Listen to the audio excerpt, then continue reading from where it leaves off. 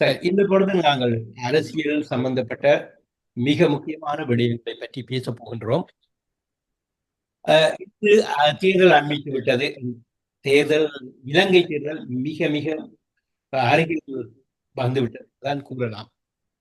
அந்த வகையில் இந்த தேர்தல் தொடர்பாக பேச வேண்டிய விடயங்கள் நிறைய இருக்கின்றன.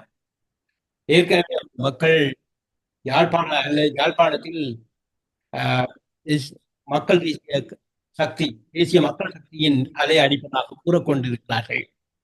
ஆனால் தமிழர்கள் பல எதிர்பார்க்கைகளை முன்வைத்திருந்தார்கள். அந்த எதிர்பார்க்கைகளுக்கான தீர்வோ அல்லது அது தொடர்பான சாதகமான ஒரு கருத்துக்களோ இந்த ஜனாதிபதியினால் வழங்கப்படவில்லை என்றுதான் கூற வேண்டும். இந்த மாதம் 10ஆம் தேதி நடைபெற்ற யாழ்ப்பாணத்தில் நடைபெற்ற பெரிய கூட்டத்திலே மக்கள் பலவற்றை எதிர்பார்த்திருந்தார்கள், கிடைக்கவில்லை. ஆனாலும் தமிழ் மக்களுக்குள் அது ஏமாற்றமாக இருந்தாலும் அந்த அலை மக்கள் தொகை, அந்த கூட்டத்துக்கு வந்த மக்கள் தொகை பெருமளவாக இருந்தது. அவர் கூறிய கருத்துக்கள் பற்றியும் அந்த கூட்டத்தில் அவரிடமிருந்து எதிர்பார்த்ததுக்கு மாறான செய்திகள் பற்றியும் உங்களுடைய கருத்துக்களை கூற முடியும்? முதல்ல இந்த மைக் நான் பேசுற சரியா இருக்குன்னு பாருங்க. நீங்க பேசுற எனக்கு ஒரு எக்கோ பண்ற மாதிரி கேட்குது. உங்களுக்கு சரியா இருந்தா சரி. ஆமாம். அப்ப அதுல மக்கள் எதிர்பார்த்தார்கள் என்று சொல்ல முடியாது. என்றால் தமிழ் மக்களுக்கு காலகாலமாக தெரியும், வரும் சிங்கள தலைமைகள் ஒன்றும் தங்கத்தட்டில் வைத்து தாம்பாளத்தில் எங்களுக்கான தீர்வுகளை தரப்போவதில்லை என்று அது அது அனுராவுக்கும் தெரிந்திருக்கும். அதனால்தான் அவர் வரும்போதோ ஒரு 6-7 பஸ்ஸில் ஆட்களையும் கூட்டிக் கொண்டு வந்து கூட்டம் காட்டினார். அங்கே திரண்டிருந்தது யாழ்ப்பாண மக்கள் இல்லை. அப்ப யாழ்ப்பாண மக்கள் திரளவில்லை என்றால் யாழ்ப்பாண மக்களுக்கு தெரியும், இங்க போய் கேட்கறதுக்கு ஒன்றும் இல்லை, அங்க கேட்கறதுக்கு ஒன்றும் சொல்ல போறதில்லை என்று. அதுதான் உண்மை. ஜனாதிபதி தேர்தல் வந்த உடனே வாக்குறுதிகள் அள்ளி வழங்கினார்கள். தமிழர்களுக்கு அது செய்வோம் இது செய்வோம் என்று இப்போ ஒவ்வொன்றாக பின்வாங்கி கொண்டிருக்கிறார்கள். இங்க என்ன இந்த அதாவது தமிழர்களுக்கு வடக்கு கிழக்கு சார்ந்த சுயநிர்ணய உரிமை, அதாவது சேர்ந்து ஒரு தனி நாடு கேட்கவில்லை.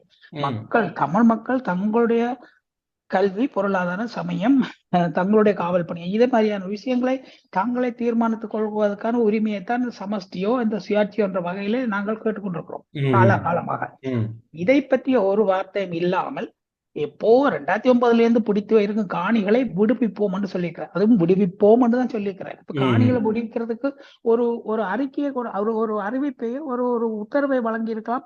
இந்த உத்தரவின்படி காணிகள் மெதுவாக விடுவிக்கப்படும். ஏனென்றால் காணி விடுவிக்கல அதில் இருக்கக்கூடிய சட்ட சிக்கல்களை அல்லது நிலம் சார்ந்த அல்லது கண்ணிவடி சார்ந்த இப்படியான இடங்களை கொண்டு நாங்கள் விடுவிக்கப்படலாம். இப்ப இலங்கையில போர் நடந்த இடங்களில் கண்ணிவடிகள் எல்லாம் நீக்கப்பட்டு காணிகள் விடுவிக்கப்பட வேண்டிய காணிகள் இராணுவத்தால் வேலையடைத்து வைக்கப்பட்டிருக்க காணிகள் தான். நீங்கள் காங்கிரஸ் அதாவது பொன்னாலையில் இருந்து பொத்துவில் வரை, இந்த பொலிகண்டி என்றுதான் மறந்து விடுங்க, தமிழரோட பகுதி பொத்துவில் இருந்து பொன்னாலை வரை இருக்கு. பொன்னாலையில இருந்து கரையோரமாக ஒரு நேர்கோட்டில் நாங்கள் போனால் ஒவ்வொரு 3-2 கிலோமீட்டருக்கு இந்த பக்கமும் அந்த பக்கமும் ஏதாவது ஒரு இலங்கை படையினுடைய முகாம்கள் இருந்து கொண்டே இருக்கின்றன. அந்த முகாம்கள் நீங்கள் ஒரு கிலோமீட்டர் பயணம் செய்தால் 2 கிலோமீட்டருக்கு முகாம் இருக்கும்.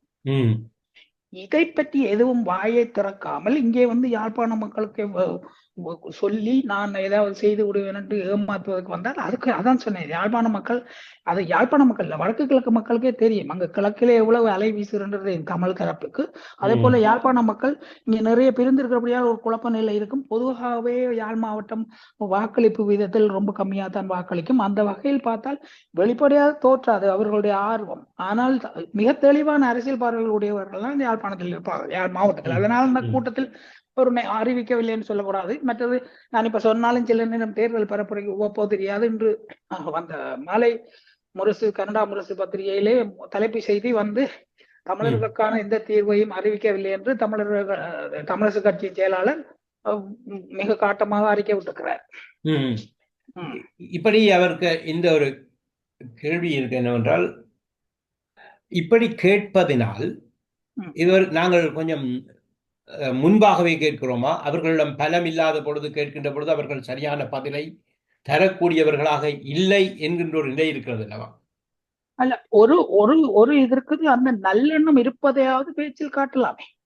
காட்டிவிட்டால் சிங்கள வாக்குகள் அவர்களுக்கு இல்லாமல் அப்ப திரும்பவும் அதே சிங்கள அரசியல்வாதி தானே அவர். சிங்கள வாக்குகள் இல்லாவிட்டால் அவர்களுக்கு ஒரு ஆட்சி அதே அதே கிடைப்பது என்பது நிச்சயமில்லை தானே. அதேதான் அதேதான்.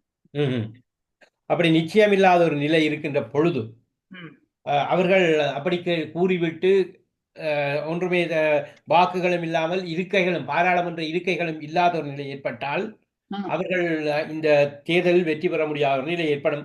அப்படி என்றால் அவர்களுடைய ஆட்சி தளமும் அல்லவா? அவருடைய ஆட்சி தளம்பாது. அவர் ஜனாதிபதியா இருப்பார். அவருக்கு பாராளுமன்றத்தில் உரிய இடங்கள் கிடைக்காவிட்டால் அவர் இந்த பாராளுமன்றத்தை கையாள முடியாது. அந்த பக்கம் இந்த பக்கம் இந்த சட்டங்கள் பொதுவிலே எடுக்கப்படுவது முன்னெடுக்கப்படும். இப்பவும் கூட பாராளுமன்றத்தில் மிக அறுதி பெரும்பான்மைக்கு கிட்டவாக வந்துவிடும் வாய்ப்பு இருக்கிறதாக புள்ளி விவரங்கள் சொல்லுகின்றன. வந்த பிறகும் இதே பல்லவிதான் நாங்கள் கேட்க போகிறோம் அவர்கள் தரப்பிலே இருந்து. ஏனென்றால் நான் நினைக்கிறேன் முதல் அவர் வாக்குகள் கிடைக்காமல் போய்விட்டாலும் என்றிருந்தால் இப்பொழுது கிடைக்கும் என்ற பலம் வந்த பின்பு எதையும் தான் பேசலாம் என்று நினைக்கிறவர் தெரியவில்லை. அவருடைய பேச்சிலே வடக்கு கிழக்கு என்று 2 சொல்லாகத்தான் பயன்படுத்தி கொண்டிருக்கிறார்.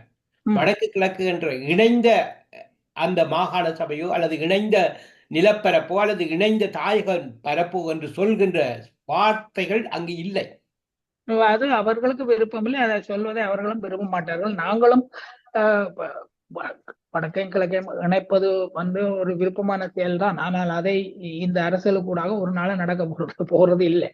குறைந்தது வடக்கிலும் கிழக்கிலும் வாழும் மக்கள் தங்களை தாங்களே அடிப்படை விஷயங்களுக்கு, அதான் திரும்ப திரும்ப சொன்னால் கல்வி, பொருளாதாரம், பண்பாடு, சமயம், பாதுகாப்பு இது போன்றவர்களுக்கு தாங்களே தீர்மானித்துக் கொள்ளும் உரிமையாவது வழங்க வேண்டும். அதை நோக்கி நகர்வோம். இந்த எலெக்ஷனில் தமிழர்களுக்கு வாக்கு என்பது, தமிழர்களுடைய கட்சிகளுக்கு வாக்கு என்பது ஒரு பரந்த அல்லது பிரித்து போகின்ற ஒரு நிலைதான் இருக்கிறது. அப்படி பார்க்கின்ற பொழுது நீங்கள் எப்படி பார்க்கின்றீர்கள்? தமிழரசு கட்சிக்கு அல்லது தமிழ் தேசிய கூட்டணி என்ற அந்த கட்சிக்கு அல்லது ஏனைய கட்சி, இப்படி பல கட்சிகள் குழுக்களுக்கு வாக்குகள் பிரிந்து போகக்கூடிய வாய்ப்பு தான் இருக்கிறது. நீங்கள் எப்படி பார்க்கிறீர்கள்? கடந்த எனக்கு ஒரு பார்வை இருந்தது. நான் போன வாரங்களிலே 10 வரைக்கும் தமிழரசு கட்சி எடுக்கும். அப்புறம் ஒரு இருக்கையை தமிழ் தேசிய மக்கள் முன்னணி வெல்லம் யாழ்ப்பாணத்திலே மொத்தமாக 10 எடுக்கும். ஏன்னா அவர்கள் தமிழ் தேசிய மக்கள் முன்னணி சைக்கிள் கட்சி யாழ்ப்பாணத்துக்கு வெளியே பெரியசாக நிற்கவில்லை. அப்ப அதே மாதிரி சொல்லி இருந்தேன். ஆனால் கடந்த ஜனாதிபதி தேர்தலையும் அதுக்கு முந்தைய தேர்தலையும் சரியான கருத்து கணிப்புகளை வழங்கிய ஒருத்தருடைய புள்ளி விவரங்கள் மிக விரிவாக வந்திருக்கின்றன. சானகா, அவரோட பேர் சானகா, பிரதீப் சானப்பாங்கன்னு சொல்லி அவர் ஒரு பத்திரிகையாளர் நிறைய சொல்லி அது சரியாக வந்திருக்கிறது. அந்த வகையில அவர் இப்போது சொல்லுகிறார் தமிழரசு கட்சிக்கு 8 அல்லது அதுக்கு மேல் லேசாக 1-2 வரலாம் என்று. ஆக அது ஒரு கணிப்பு. அவரே தான் சொல்லி இருக்கிறார். அனுரா தரப்பு ஒரு 150க்கு கிட்டமான இடங்களையும், சஜித் தரப்பு ஒரு 60-70 இடங்களையும் கைப்பற்றுகின்றது போல. அதை கொஞ்சம் நம்பலாம். என்னென்றால் அவர் பல புள்ளி விவரங்களை தொடர்ந்து ஆய்வு செய்து அவருடைய முன்கூறல்கள் கடந்த 2 தேர்தலிலும் சரியாக இருந்திருக்கிறது ஏறக்குறைய. இலங்கையில் தேர்தலின் பின்பு நாங்கள் இன்னும் பேசுவதற்கு நிறைய விடயங்கள். இதுல ஒன்று சொல்லிட்டு இந்த பிரிந்து நிற்பது பற்றி இப்ப அண்மையில இதுவரைக்கும் அரசியல் புரசலாக பேசினது விரிவாக ஒரு கட்டுரையாக கொஞ்சம் ஆணித்தரமாக எழுதியிருக்கிறார்கள். இந்த லைகா என்ற வணிகர் சுபாஸ்கரன் போய் இலங்கையில் இறங்கி நின்று இந்த பிரிந்திருக்கக்கூடிய அனைத்து கட்சிகளுக்கும் பணம் வாரி இறைப்பது அவராகவும், என்ன சங்கு கட்சி முதல் ஜனாதிபதி தேர்தல் இருக்கும்போது அதை பிராண்டிங் செய்வதற்காக அப்படி ஒருங்கிணைப்பு செய்து அந்த சங்கை தனியாக எடுத்து கொண்டு திரும்ப கட்சியாக நிறுத்துவதாகவும், அந்த நேரமும் அதுக்கு 3 கோடி 4 கோடி ரூபாய்க்கு மேலே கொடுக்கப்பட்டதாகவும், இப்ப ஒரு எண்ணுக்கணக்கில் நான் நீங்க உங்களுக்கு பட்டியல் போட்டால் அந்த ஏறக்குறைய தமிழரசு கட்சி என்ன சொல்றது, தமிழ் தேசிய மக்கள் முன்னணியை தவிர மீதி அனைத்து கட்சிகளும், அனைத்து கட்சியின் ஆளுமைகளும் எல்லாம் நீங்க ஒரு பேர் சொன்னா அந்த ஆள் ஒரு காசு வாங்கியிருக்காரு குற்றம் சாட்டப்படுகிறது. அது தவிர சில பேர்களை சொல்லுகிறார்கள். அதுக்கு மட்டும் உறுதியான தகவல் இல்லை. ஆனால் அவர்களும் அவரோடு சேர்ந்து நிற்கிறார்கள். இது போதாக்குறைக்கு தெற்கில் ரஞ்சன் ராமநாயகா தலைமையில் கொஞ்சம் பேரை வைத்து அவர் பணம் செலவழித்து வருகிறார். இது சொல்லப்படுகிறது. இதுக்கு ஒரு பக்கம் இது லைகா பாஸ்கர். இனி மற்ற இந்த தொலைக்காட்சி நிறுவனம் ஒன்று இருக்கு நானே, கந்தையா பாஸ்கரன், அவரும் ஆமா. பலருக்கு எதிராக, அதுவும் குறிப்பாக யாழ்ப்பாணத்தில் என்ன சொல்றது, சுமந்திரனுக்கு எதிராக அவர் நிறைய பணத்தை செலவழித்து கட்சிகளே உள்ளடி வேலைகளை ஏற்படுவதற்கு செய்து வருகிறார். அது சுபாஸ்கரனும் பாஸ்கரனும் வணிகர்கள் அங்கே என்ன சொல்றது, தமிழ்நாட்டில் படம் எடுத்து விஜய் ஆட்சி கட்டிலை நோக்கி அனுப்பி போட்டு இங்கேயும் ஆட்சியை பிடித்து தெற்காசியாவில் புரட்சி செய்ய வருகிறார்களா? இது ஒரு வேடிக்கையா இருக்கிறது. அது கூறுவார்கள், முதலாளித்துவத்தின் ஒரு தன்னுடைய ஆளுமையை, தன்னுடைய ஆட்சியை, பலத்தை, தன்னுடைய பண பலத்தை காட்டுவதற்கான ஒரு முயற்சியை மேற்கொள்வது. அதற்கு எதிராகத்தான் மக்கள் தங்களுடைய குரல்களை எழுப்ப வேண்டும். மக்கள் தங்களுடைய போர் குரலாக இன்று எங்களிடம் இருப்பது தேர்தல் தான். அந்த தேர்தலினூடாகத்தான் வெற்றி பெற வேண்டும். இன்னும் ஒரு கேள்வி, தமிழ் மக்கள் போய் வாக்களிக்க வேண்டும், இறங்கி போய் வாக்களிக்க வேண்டும். வீட்டுல மனச்சோர்வோடு இருந்து விட்டால் அது ஒரு ஆபத்து தான். மக்கள் வாக்களிக்கக்கூடிய தன்மையுடன் இருக்கிறார்களா என்ற ஒரு கேள்வி இருக்கிறது இப்பொழுது. இல்ல, குடாநாட்டிலே அது கொஞ்சம் குறைவு. ஆனால் நான் நிறைய ஆட்களோட தொடர்பு கொண்டு பேசின வரைக்கும் கிளிநொச்சி பகுதியோ திருவண்ணாமலை மிகவும் ஹாட்டாக இருக்கிறது. ஏனென்றால் அங்கே ஒரு சர்வைவல் இருத்தல் பிரச்சனை இருக்கிறது. தமிழருக்கான ஒரே தொகுதி, அதையும் விட்டுவிடக்கூடாது. ஆனால் அது கிடைக்கும் கண்டிப்பாக. ஆனாலும் ஒரு உள்ளார்ந்த வேகம் இருக்கிறது. மட்டக்களப்பு மிகவும் தீவிரமான மக்கள் ஆர்வத்தோடு தமிழ் மக்கள் அரசியலில் அது வாக்களிப்பார்கள், அது நம்பக்கூடியது. அதெல்லாம் இருக்கு. ஆனா இங்க வன்னி தேர்தல் மாவட்டத்திலே இந்த ஒரு சோர்வு தன்மை வரலாம். யாழ்ப்பாணத்திலே குடாநாட்டுகளே இந்த சோர்வு தன்மை வரலாம். அது பொதுவாக இந்த குடாநாடு மாதிரியான நகர் சார்ந்த இடங்கள்ல ஒரு எலிட், அந்த ஒரு எல்லாம் கொஞ்சம் தெரிஞ்சாக்கள் ஏனோ தானோ ஒன்று இறங்கி போறதுக்கு வர மாட்டேன். நல்லா ஒருவேளை பேஸ்புக் டிக்டாக்ல எல்லாம் எழுதி கொண்டு இருப்பினும், ஆனா ஓட்டு போட போவினமும் தெரியாது, நேரம் இருக்காது, எழுதுவானும் இங்கே. இன்னும் உண்மையிலேயே மட்டக்களப்பு, திருவோணமலை, வன்னி பகுதிகளில் நமது மக்களின் அவலம் அனைவரும் அறிந்தது. யாழ்ப்பாணத்திலே நாங்கள் போர் தொடங்கின உடனேயே நாங்கள் வெளிநாடுகளுக்கு செட்டில் ஆகிவிட்டோம். இந்த பகுதியில் வாழுகின்ற மக்களுக்கான நிரந்தரமான வாழ்க்கை அல்லது அவர்களுடைய இருத்தல் என்பது எந்த அளவுக்கு இருக்கும் எதிர்காலத்தில்? எந்த பகுதிகள்? பகுதி, மட்டக்களப்பு, திருகோணமலை போன்ற பகுதிகளில் அதிகமான மக்கள் வாழ்ந்து கொண்டிருக்கிறார்கள். வடக்கு கிழக்கை பொறுத்தவரையில் யாழ்ப்பாண மாவட்டத்தில் இருந்தவர்கள் போர் தொடங்கியவுடனே வெளிநாடுகளுக்கு செட்டில் ஆகிவிட்டார்கள். அவர்கள் வசதியானவர்கள் சென்று இப்பொழுதெல்லாம் டூரிஸ்டாக அல்லது உல்லாச பயணிகளாக சென்று வருபவர்களாகத்தான் இருக்கிறார்கள். கோவில் கட்டுவதும் கோவிலுக்கு மணி அடிப்பதும் தான் நடந்து கொண்டிருக்கிறது. மக்கள் உண்மையிலேயே போரிலும் பிற்பட்ட காலங்களிலும் துன்பத்தில் இருக்கின்றவர்களுக்கான விடியல் எப்பொழுது? அதுதான் இந்த விடியலைத்தான் உண்மையிலேயே ஒரு திருத்தம், வரையப்பட்ட சட்ட திருத்தம் பாராளுமன்றத்திலே இருக்கிறது. தமிழரசு கட்சி இப்போது ஓரளவுக்கு தமிழர்களுடைய ஏகபித்த குரலாக கொஞ்சம் இருக்கைகளை 8லிருந்து 10 வரை எடுத்துக்கொண்டு போகும்போது அதை நகர்த்துவார்கள் என்று நம்புவோமாக. எங்களுடைய ஆக்களோட உள்ளடி பிரிவு வேலைகளை விட்டுவிடும். அது ஒரு அறியாமை இல்லை, ஒரு ஏமாளித்தனம். அதாவது அரசியல்வாதிகள் ஏமாளித்தனம் இல்லை, எங்கள் மக்கள் ஏமாளித்தனம். ஆனா அது இந்த தேர்தலோட இது முடிந்துவிடும். இதுக்கு மேல இப்படி வர்ற ஆக்களை தமிழ் மக்கள் குறிப்பாக தூக்கி புறக்கணிப்பார்கள் என்றது கண்டிப்பாக நம்பலாம். ஆனா அங்கே இருக்கக்கூடிய சட்ட வரைவை நாங்கள் மெதுவாக நகர்த்தி எடுத்துக்கொண்டு வர வேண்டிய தேவை இருக்குது. அதன் வழியாக தான் நாங்கள் தமிழ் மக்களுக்கு உரியவைகளை செய்யலாம். ஆனாலும் கடந்த காலத்தில் வடமாகாண அரசு இருக்கும் போதோ, அந்த கிழக்கு மாநிலத்தில் அரசுல பங்கு பெறும் போதோ, தமிழரசு கட்சியின் தமிழ் தரப்புகளும் மக்களுக்கு தேவையானவைகளை ஏதோ ஒரு அளவில் அவர்களோட பாக்கெட்ல இருந்து பணத்தை போட முடியாது, ஆனால் முயற்சி செய்திருக்கிறார்கள். பல நல்ல காரியங்கள் நடந்திருக்கின்றன. காணிகளை விடுவிப்பது, சிறை கைதிகளை விடுவிப்பது. இப்ப மாவீரர் நாளுக்கு அனுமதி மறைக்கப்பட்ட போது அதையும் நான் சொன்னா தவறாவிடும் சுதந்திரம் தான் அந்த வழக்கு போட்டிருந்தார். என்னென்று ஒரு இனத்துக்கு தங்களுடைய மறைந்த வீரர்களை வழிபடும் அல்லது நினைவு கொள்ளும் உரிமை இருக்கிறது சொல்லி அந்த அடிப்படை உரிமையை திரும்ப பெற்றுதான் அந்த தடையை தவறி இன்று மாவீரர் தினத்தை அங்க வன்னியிலேயோ இங்க யாழ்ப்பாணத்திலேயோ கிழக்கிலேயோ அனுபவிக்கிறோம். அந்த மாதிரி அவர்கள் தங்களுடைய முயற்சிகளை ஒரு மனசாட்சிப்படி செய்து கொண்டுதான் இருக்கிறார்கள். அதுல உண்மையிலே இந்த தேர்தலுக்கு பிறகுதான் நாங்க அதை பற்றி இன்னும் கொஞ்சம் கதைக்கலாம். இந்த நேரத்தில் நாங்க ஒருதலை பட்சமா கதைக்கிறதா வந்துடும், மக்களுடைய இதுக்கே விட்டு விடுவோம். ஒருதலை பட்சமாக பேசினாலும் தமிழர்கள் எந்த கட்சிக்கு வாக்களித்தால் வெற்றி பெற்றால் பாராளுமன்றத்தில் அந்த குரல் பலமாக இருக்கும் என்பதை நாங்கள் இப்பொழுதே தீர்மானிக்க வேண்டும். தீர்மானித்துத்தான் இந்த ஊடகங்களினூடாக மக்களுக்கு தெரிவிக்க வேண்டியவர்களாக இருக்கிறோம். அது நான் முன்பே இருந்தே சொல்லிக் கொண்டிருக்கிறேன். பாராளுமன்ற தேர்தலில் தமிழ் மக்கள் தமிழரசுக்கு தான் வாக்களிக்க வேணும். உங்களுக்கு தமிழரசு கட்சியில உங்களுக்கு ஆகவும் ஒரு வெறுப்பு இருந்தால் பக்கத்துல இருக்கிற சைக்கிள் கட்சிக்காவது போடுங்க, வேற ஒன்றுக்கும் போட வேணாம் தான் நான் சொல்லிக் கொண்டிருக்கேன் முதல்ல இருந்து. சரி, அப்படி தேர்தலின் பின்பு பேசுவதற்கான விடயங்கள் நிறைய இருக்கிறது. இப்பொழுது இன்னொரு பக்கத்துக்கு வரலாம் என்று நினைக்கின்றேன். உங்களுக்கு தெரியும், அமெரிக்காவின் தேர்தலில் டொனால்ட் ட்ரம்பின் வெற்றி பெரிதாக இருந்தது. வெற்றி பெற்றார். ஜனவரி மாதம் அவர் அந்த நாட்டின் பிரசிடென்ட், ஜனாதிபதியாக வருகிறார். இந்த தேர்தல் முடிவுகள் எந்த அளவுக்கு மாற்றத்தை ஏற்படுத்தும்? இப்பொழுது நடைபெற்றுக் கொண்டிருக்கின்ற போர், ரஷ்யா உக்ரைன் போர் அல்லது இஸ்ரேல் லெபனான் ஈரான் போன்ற போர், மூன்றாம் உலக போருக்கு தயாராகி கொண்டிருக்கின்ற இந்த வேளையில் எவ்வாறான ஒரு மாற்றத்தை இது ஏற்படுத்தும் என்று நீங்கள் நினைக்கிறீர்கள்? அதெல்லாம் காத்து புடுங்கின பலூனா போய் கொண்டிருக்கிறது. இது ட்ரம்புக்கு புகழ் பாடுவதற்காக சொல்லவில்லை. உங்களுக்கு நான் நினைக்கிறேன், நாங்க முன்னாடியே பேசும்போது ஒரு மாசத்துக்கு முதலே இந்த வகையான புள்ளி விவரம், இந்த வகையான வேறுபாட்டில் தான் ட்ரம்ப் ஜெயிக்க போறாருன்னு நான் சொல்லி இருந்தேன். இது என்னுடைய கருத்துல, நான் இந்த புள்ளி விவரங்களை, சரியான புள்ளி விவரங்கள் வருவதை தேடி வைத்துக் கொண்டு சொல்லிக் கொண்டிருந்தேன்.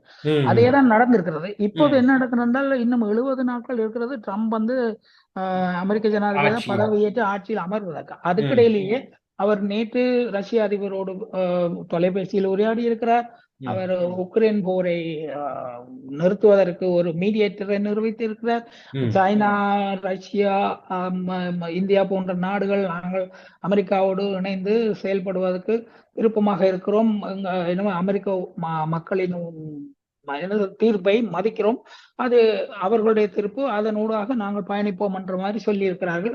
பல அளவிலே மாற்றங்கள் வருகிறது. அதே மாதிரி இப்ப ட்ரம்பை பொறுத்த வரைக்கும் ஒரு பிசினஸ் மேன். அவர் இப்போ அந்த பிசினஸ் வணிகர் தன்னை நோக்கின பொருளாதார நன்மைகளை பார்ப்பார். அப்ப அவர் முன்னாடியே இந்த நேட்டோவை பத்தி சொல்லி கொண்டு வருவது, நாங்கள் இதுக்கு போய் அடுத்த நாட்டுக்கு செலவழிச்சு கொண்டிருக்கணும், யூரோப்பிய ஆக்கள் நீங்கள் பார்த்துக் கொள்ளுங்க சொல்லி கொண்டிருந்தவர். இல்லாமல் போயிடும், இல்லாமல் ஆக்குவார். அதைத்தான் சொல்ல, அவர் ஆக்குவார் அல்லது ஆக்கி விடுவார்ன்றதுக்கு முதல்லயே கடந்த ஆண்டுகளில் இந்த பிரான்ஸ் அதிபர் மேக்ரோன் சொல்லிக் கொண்டிருந்தார், நாங்கள் தனித்துவமான ஒரு இராணுவ கட்டமைப்பாக வரவணும், எங்களுக்கு நேட்டோ தேவையில்லை, அமெரிக்காவினுடைய நோக்கங்களுக்கு நாங்கள் செயல்பட தேவையில்லை என்று. இன்றைக்கு மேக்ரோனுடைய அறிவிப்பு என்னன்னு சொன்னால், பிரான்ஸ் தன்னுடைய பட்ஜெட்டில் மிக அதிக அளவு நிதி ஒதுக்கீடு செய்கிறது, ஏறக்குறைய 2-3 மடங்கு அதிகமான இராணுவ நிதி ஒதுக்கீடு. எதற்கான கேட்டால், தங்களுடைய இராணுவ பலத்தை பலமாக்கி ஜெர்மன் மாதிரியான நாடுகளின் உதவியோடு ஐரோப்பிய ஒன்றியத்தினுடைய தனித்த இராணுவ கட்டமைப்பு பாதுகாப்போடு பலமாக இருப்பதற்கு நாங்கள் உருவாக வேண்டும் சொல்லிக்கிறேன். அதில் நேரடியாக நேட்டோவை சொல்லவில்லை, ஆனால் அதன் பின்புலமே அதுதான். அதே நேரம் இப்ப அமெரிக்காவிலும் இராணுவ பலத்தை, ஒரு ஸ்திரம் வாய்ந்த, ஒரு மிக பலம் வாய்ந்த இராணுவ கட்டமைப்பை உருவாக்க வேண்டும் என்று டொனால்ட் ட்ரம்ப் தெரிவித்திருக்கிறார். அவருக்கு தெரிகிறது தானே, அந்த என்னன்னு சொன்னால் அதுல பல உள்ளடக்கங்கள் இருக்கின்றன.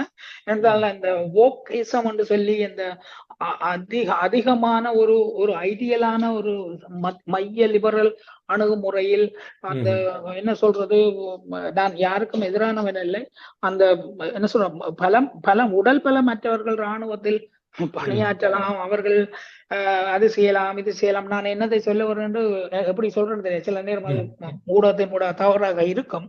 இந்த வானவில் நிறங்களை கையாளும் ஆட்களை எல்லாம் இராணுவத்தின் தலைமை பகுதிக்கு நிப்பாட்டி அந்த இராணுவத்தின் தன்மையை சீரழித்து விட்டார்கள் என்று முன்பே ட்ரம்ப் குறைப்பட்டிருக்கிறார். அது ஒன்று, அது ஆளுமை சம்பந்தமானது. அமெரிக்க இராணுவத்தில் 2ஆம் உலக போருக்கு பிற்பாடாக மிகப்பெரிய வீழ்ச்சியை கண்டிருக்கிறது. இராணுவத்தில் ஆட்கள் சேருவதற்கு, யாரும் இராணுவத்தில் சேருவதற்கு வர மாட்டேன்கிறார். அப்ப அந்த நிலையெல்லாம் மாற்றி அமைக்க வேண்டும். அப்ப இராணுவம் தேவையில்லை, ஆனால் இராணுவம் பேருக்காவது ஒரு நாட்டுக்கு தேவை, சண்டை பிடிக்க தேவையில்லை. ஆனால் பக்கத்து வீட்டுக்காரன் என்ன சொல்றது, வேலியை உறுதியா கட்டினா இங்கால மதிலையும் உறுதியா கட்டுற மாதிரியான ஒரு பாதுகாப்பாரன் அந்த அளவிலே ராணுவத்தை வைத்துக் கொள்வதற்கு ஒவ்வொரு நாடும் தங்கள் அளவிலே முனைப்போடு இருக்கும். அந்த வேலையை அவர் செய்வார் என்றுதான் நினைக்கிறேன். இன்னும் ஒரு கேள்வி, ட்ரம்பின் ஆட்சியில் கனடாவின் நிலை, எங்களுடைய ட்ரூடோவுக்கு சவால் விடுவது போல் சில கருத்து. கண்டிப்பாக நீங்க சொல்லாவிட்டாலும் இதை பற்றி சொல்லுவோம் என்றுதான் நினைச்சேன். நீங்க கேட்காவிட்டாலும் உண்மையிலேயே கனடாவுக்கு இனி வரும் தேர்தலில் வரும் தலைவர் எந்த அணுகுமுறையோடு அமெரிக்காவோடு போகிறார் என்பதை பொறுத்துத்தான் அந்த நிலைமை மாறும். கண்டிப்பாக கனடாவிலிருந்து அமெரிக்காவுக்கு உள்ளே போகும், கனடா ஏற்றுமதி செய்யும் பொருட்களுக்கு அதிக வரி விதிக்க போகிறார். அது கண்டிப்பாக நடக்கும். அது அதனுடைய ஒரு பக்கமாக அமெரிக்காவிலிருந்து வரக்கூடிய உணவு வகைகளுக்கும் அதிக வரி விதிக்கப்படும். நாங்கள் அதிகம் பணம் கொடுக்க வேண்டிய நிலையை நோக்கி தள்ளப்படுவோம். ஏனென்றால் இந்த வோக்கிசம் என்று சொல்லக்கூடிய இந்த ஒரு மைய அதி அதி கற்பனாதீத மைய இடதுசாரித்தனத்தோடு நிற்கும் இந்த லிபரல் கட்சியின் சூடோ ஆட்கள் செய்து வைத்திருக்கும் வேலைகள் ஒன்றுமே ட்ரம்ப் மாதிரி ஆட்களுக்கு பிடிப்பதில்லை. இவர்கள் வீணாக நிறைய செய்து கொண்டிருக்கிறார்கள், தேவையற்றை செய்கிறார்கள், அவர்கள் பார்த்து கொண்டிருக்கிறார்கள். இப்ப ட்ரம்ப் வந்தவுடனே வலியுறுத்தின முதலாவது ஒரு கருத்து, அது அவருடைய கருத்து சொல்லுகிறேன். அவர் சொன்னார், ஆணும் பெண்ணும் தான் இனம் என்றது. அதாவது ஆண் இனம் பெண் இனம் மட்டும்தான் இருக்கு, அதுல இடையினம் என்று ஒன்றே கிடையாது. அது மாதிரியான விஷயங்களுக்கு நிதி உதவிகள் அனைத்தும் நிறுத்தப்பட வேண்டும். நீங்கள் கனடாவினுடைய நிலையை இதிலே யோசிச்சு பார்க்க வேண்டும். அப்படி அதாவது குடும்பம், நாங்கள் ட்ரம்ப் சொல்லி இருப்பது, நாங்கள் குடும்பம், ஒரு நியூக்ளியர் ஃபேமிலி, ஒரு தந்தை தாய் ஒரு 3 குழந்தைகளோடு சேர்ந்த ஒரு குடும்பம் என்ற குடும்ப விழுமியத்தை நாங்கள் வலியுறுத்துவோம், அதை வளர்த்தெடுப்போம் என்று சொல்லியிருக்கிறார் மிக உறுதியாக. இந்த பக்கங்களை நாங்கள் பார்த்துக் கொள்ள வேண்டும். அது அவருடைய கருத்து, அவருடைய கொள்கை. இப்பொழுது உலகம் மாறிக்கொண்டு வருகிறது தானே. இப்பொழுது அடுத்த தேர்தலில் நிச்சயமாக லிபரல் கட்சிக்கான வாய்ப்புகள் கனடாவை பொறுத்தவரை இல்லாமல் போய்விடலாம். அதன் பின்பு வரப்போன்ற பொலிவேரா அல்லது புரோக்ரஸிவ் கன்சர்வேட்டிவ் கட்சி நிச்சயமாக ட்ரம்போடு கூட்டு சேரக்கூடிய தன்மை இருக்கிறது என்று நான் நம்புகிறேன். நீங்கள் என்ன நினைக்கிறீர்கள்? அது பெரும்பாலும் அவர்கள் ஒத்து போவார்கள், ஏனென்றா ஒரே சிந்தனை போகக்கூடியவர்கள். ஆனால் அது கூடாக கனடாவை அவர்கள் காப்பாற்றிக் கொள்ள வேண்டும். அது ட்ரம்போட போய் கரைந்து விடக்கூடாது, அது ஒரு பக்கம். அந்த நீங்க சொன்ன அந்த அவர் ட்ரம்பினுடைய அந்த முதல் சொன்ன ட்ரம்பினுடைய விருப்பம் என்பது பற்றி அதுல ஒண்ணு சொல்ல வேணும். அந்த தேர்தலில் நடந்த தேர்தலின் முடிவுகளை பற்றி அந்த சிவப்பு கட்சி அல்லது இந்த ரிப்பப்ளிகன் பார்ட்டிக்கு விழுந்த வாக்குகள் எங்கெல்லாம் விழுந்திருக்குன்னு பார்த்தால் மிக சொற்பமான இடங்களில், அதாவது ஒரு மாநிலத்தில் மொத்தமாக அது நீல கட்சிக்கு மாறி போயிருக்கலாம். ஆனால் அந்த மாநிலத்துக்குள்ளேயே பல சின்ன சின்ன சின்ன இடங்களை இது ரிப்பப்ளிகன் கட்சி வென்றிருக்கிறது. ஆக அது ஏற்குறைய ஒரு அமெரிக்காவின் பரந்த மனோநிலை ஒன்றை பிரதிபலி பார்த்தா தான் நான் பார்க்கிறேன். ட்ரம்ப் தனியொருவருடையது அல்ல. ஏனென்று கேட்டால் இதுல இன்னொன்று பார்க்கணும், இவருக்கு மிக பெரும் ஆதரவாளராக இருந்து கொண்டிருக்கிற இந்த எலன் மஸ்க் பகிரி அல்லது டெஸ்லா, எலன் மஸ்க் இதே அணுகுமுறையோடு தான் இருக்கிறார். அவர் அந்த ட்விட்டரை வாங்கி தனக்காக மாற்றிக்கொண்டு தன்னுடைய சொந்தமாக மாற்றியதற்கே மிகப்பெரிய காரணம் இந்த நான் சொன்ன வானவில் சார்ந்த பிரச்சனை தான். ஏனென்றால் எலன் மஸ்குக்கு ஒரு ஆண் குழந்தை இருந்த 13 வயதில் தான் ஆண் பெண்ணாக மாற போறேன்னு சொல்லி பெரிய மன உளைச்சலுக்குள்ளாகி அவர்கள் உளவியலாளர்கிட்ட போய் இது நடக்காட்டி இந்த பிள்ளை செத்துரும், தற்கொலை பண்றதுக்கு வாய்ப்பு இருக்குன்னு சொல்லி கடைசியில் அந்த சேவியர் என்ற பையன் இப்போது ஏதோ வில்லியம் ஏதோ சில்லியா என்ற பெயருக்கு பொண்ணாக மாறி இருக்கிறார். அப்ப அந்த மன தாக்கத்தில் தான் இப்படி ஒரு தந்தைக்கு நடக்கலாமா, இளம் வயதில் இந்த குழந்தைகளே மனம் மாறுகிறார்கள் என்பதை பொறுத்துதான் அவரே இதை நோக்கி வந்தார், யாரு, எலன் மஸ்க். அப்ப இந்த மாதிரி ஒரு கூட்டணி அங்க இருக்கிறது. இன்னும் பல விஷயங்கள் இருக்கின்றன, பிறகு நிதானமா பேசுவோம். நன்றி நன்றி. நிறைவாக நீங்கள் இன்று சொல்ல வேண்டும் என்று நினைத்து வந்த விடயங்கள், நான் வினாவாக எழுப்பாத விடயங்கள் கூறுங்கள். ஒண்ணும் இல்லை, நாங்கள் குழுவா சண்டை பிடிக்கிறோம்னு பார்த்தால் அந்த சண்டைக்கு பிற்பதில பணம் இருக்கிறதை பார்க்கிறோம். எங்களுடைய அரசியல் கட்சிகள் இப்ப ஓரளவுக்கு ஓடி வெளித்து விட்டது, மக்கள் யாரை நோக்கி யாருக்கு வாக்களிக்க வேண்டும் என்றது. இதைத்தான் நாங்கள் முந்தி பல விதமாக மாத்தி மாத்தி பேசிக் கொண்டிருந்தோம். அந்த அந்த இடத்தை நோக்கி மக்களும் நகர்ந்திருக்கிறார்கள், நாங்களும் சரியாகத்தான் செய்திருக்கிறோம் என்று பார்க்க வேண்டும். நாங்கள் மக்களை திசை மாற்றவில்லை, மக்களுக்காக நாங்களும் ஓடவில்லை. நாங்கள் 2 பேரும் ஊடகத்தை பொறுத்த வரைக்கும் நாங்கள் பேசிக்கொண்ட நியாயமான கருத்துக்கள் மக்கள் இந்த சரியான சிந்தனையோடு ஒத்து போவதாக பார்க்கிறேன். நிச்சயமாக வடக்கு கிழக்கில் தமிழர்களுடைய இருப்பு காப்பாற்றப்பட வேண்டும். இவ்வளவு கால போராட்டத்தின் முடிவுகள் சரியானதாக இருக்க வேண்டும். அதே நேரம் இன்றைய இந்த தேர்தல் கட்சியில் வெற்றி பெறப் போகின்ற ஜனாதிபதியின் ஆட்சியில் பொருளாதார அபிவிருத்தி, எல்லோரும் சமம், அவர் கூறுகின்ற கருத்துக்களில் வடக்கு கிழக்கில் தமிழர் தாயகம் என்றதுக்கு அப்பால் அவர் கூறுகின்ற ஒவ்வொரு சொற்களிலும் தமிழர்கள், இஸ்லாமியர்கள், மலையர்கள், பரங்கியர்கள், மலையக மக்கள் என்று பிரித்துத்தான் அவர் பேசுகின்றார். அப்படி பேசுகின்ற போது அவர்கள் தனித்தனி தேசிய இனங்களாக பார்க்கின்றாரே தவிர இலங்கையர்கள் என்பதற்கு அப்பால் இவர்களை எப்படி சேர்க்க வேண்டும் என்பதற்கு அப்பால் அவர் போகின்ற போக்கு எல்லோரும் எல்லாம் சமம் என்பதை கூறிக்கொண்டு, இப்படி ஒரு பிரச்சனை நடந்தது, இந்த தேசிய இனம் இருந்தது, தமிழர்கள் என்ற உணர்வு இருந்தது, தமிழர்கள் என்ற போராட்டம், தமிழர்களுக்கான களம் இருந்தது என்பதை கூட இல்லாதது போல் பேசுவது மிகவும் கவலைக்குரியதாக பார்த்துக்கொண்டு விடைபெறுகிறோம். நன்றி நன்றி நன்றி, வணக்கம். மீண்டும் இணைந்து கொள்வோம்.